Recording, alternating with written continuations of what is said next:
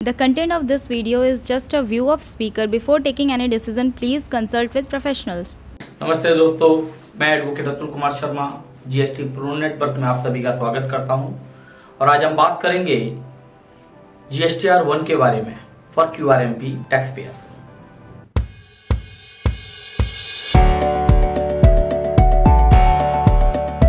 दोस्तों, जैसा आप सभी लोग जानते हैं, जो लोग 1 जनवरी 2021 से क्यूआरएमपी में शिफ्ट कर चुके हैं या उन्होंने क्यूआरएमपी ऑप्ट कर ली है, उन सभी टैक्स पेयर्स को अपना 3B क्वार्टरली पे करना होता था और जीएसटीआर 1 भी क्वार्टरली देना था। लेकिन इसके साथ साथ सरकार ने अपनी जो टैक्स क्रेडिट को क्रेडिट देने के लिए एक फैसिलिटी B2B सप्लाई के लिए IFF के नाम से इनबिल्ट कर दी थी for the month of January, for the month of February. अब हम चूंकि आज हम अप्रैल में हैं, अब हम रिटर्न जो है इस समय पे हमारे को 13 अप्रैल से पहले 30 अप्रैल 2021 से पहले हम सभी को अपनी जीएसटीआर 1 फाइल करनी है। तो दोस्तों, बेसिकली अभी तक सभी लोगों के एक माइंड में था कि चूंकि जैसा कि हम IFF में ऑलरेडी अपनी इंफॉर्मेशन रिकॉर्ड कर चुके हैं, अपनी इंफॉर्मेशन फिल कर चुके हैं, तो वो जीएसटीआर 1 में ऑटो फिल्ड होगी। पर ऐसा नहीं है। जो आपने जनवरी में जनवरी की रिटर्न जो फरवरी में IFF बिफोर 30 फरवरी फाइल किया था, इसी तरह के फरवरी का जो बिफोर 31 ऑफ मार्च फाइल किया था, वो आपका जीएसटीआर 3B में ऑटो फिल्ड आएगा। लेकिन जीएसटीआर 1 आपको मार्च के लिए और वो इनवॉइसेस जो आपके जनवरी और फरवरी में रिपोर्ट नहीं हुए हैं उनको आप रिपोर्ट करेंगे।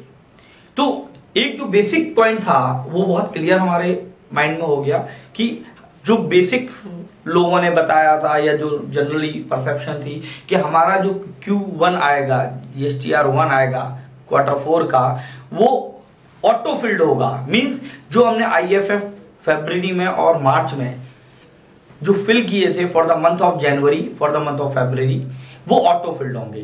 तो ये बात क्लियर होगी कि जो भी इंफॉर्मेशन हमने IFF के थ्रू जनवरी की फरवरी में और फरवरी की मार्च में रिकॉर्ड की है, वो बेसिकली सीधी 3B में जाएगी और हम जीएसटीआर 1 में केवल और केवल मार्च का डेटा और B2C का डेटा और कोई भी credit note, debit note B2C वाले और कोई भी मार्च से रिलेटेड इंफॉर्मेशन को रिकॉर्ड करना है।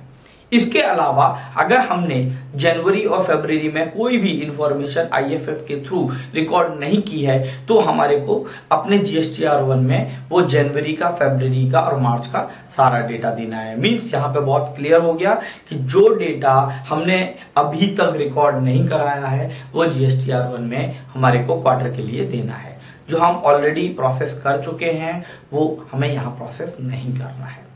तो जो बेसिक प्रॉब्लम थी, हम जैसे ही एकदम जीएसटीआर 1 देखेंगे तो जीएसटीआर 1 देखिए, जीएसटीआर 1 जो दिख रहा है उस पर ऊपर लिखा हुआ है कि GSTR 1 for the month of March और नीचे लिखा हुआ है Q। इसका मीनिंग है कि आपको इसमें मार्च से रिलेटेड B2B की सप्लाई दिखानी है, इसके अलावा B2C की जनवरी, फरवरी, मार्च की दिखानी है, और अगर कोई भी इंफॉर्मेशन जो आपसे छूट गई है जनवरी, फरवरी में रिलेटेड टू B2B सप्लाई, वो आपको यहाँ दिखानी है। इसके अलावा HSN से रिलेटेड पूरी इंफॉर्मेशन यहाँ भरनी है। मींस जीएसटीआर 1 के जो और पोर्शन है वो सारा पोर्शन आपको क्वार्टर के लिए पूरा फिल करना है। दूसरी बात दोस्तों, ये अगर आप देखेंगे, अगर आप before going to file your GSTR 1 आप देखेंगे कि जीएसटीआर 3B में आपका जो प्रीफिल्ड डेटा आ रहा होगा वो आ रहा होगा फरवरी, जनवरी वाला और फरवरी वाला। मींस इसका मतलब हुआ कि मार्च में जो आप अपनी जीएसटीआर 1 फाइल करेंगे वो भी ऑटोमेटिकली बाद में जीएसटीआर 3B में फिल्ड हो जाएगा।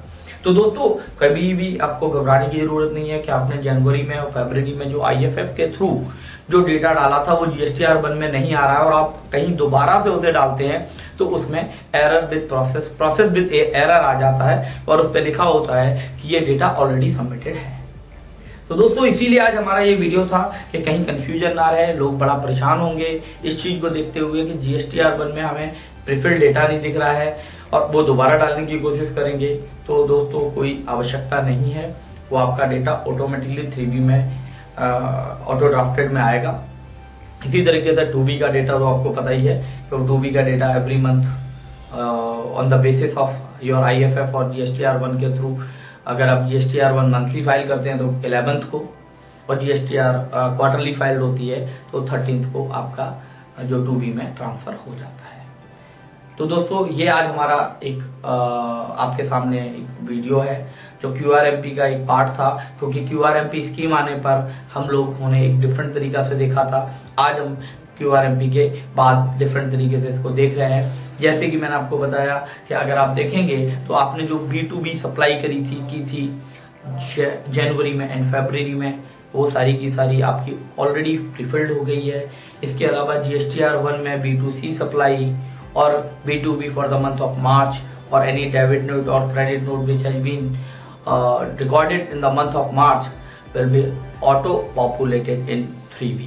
So no hurry, no tension, be calm you are working. अगर आपको हमारे QRMP से रिलेटेड और भी कुछ क्वेरीज हैं तो आप हमारे पुरानी सीरीज है QRMP की, वो भी आप देख सकते हैं। उसमें आपकी सभी तरह की समस्याएं, हमारी कोशिश रही है कि हम आपको उसमें सारी चीजें बताते रहें। और अगर आपकी दोस्तों कोई और भी क्वेरीज हैं तो आप हमें बताइए। हमारी कोशिश ये रहेगी कि हम आपको हर समस्या से और हर समस्या के सोल्यूशन के बारे में बता सकें। तो दोस्तों हम अगली वीडियो में बात करेंगे how to practically seen the QRMP scheme. तो दोस्तों अगर आपको और भी कोई क्वेरीज हो तो आप हमारे अगले वीडियो के लिए अभी से आप हमें कमेंट कर सकते हैं और अगली वीडियो में हम इसका प्रैक्टिकली आपको दिखाएंगे। कल आपके सामने ये प्रैक्टिकल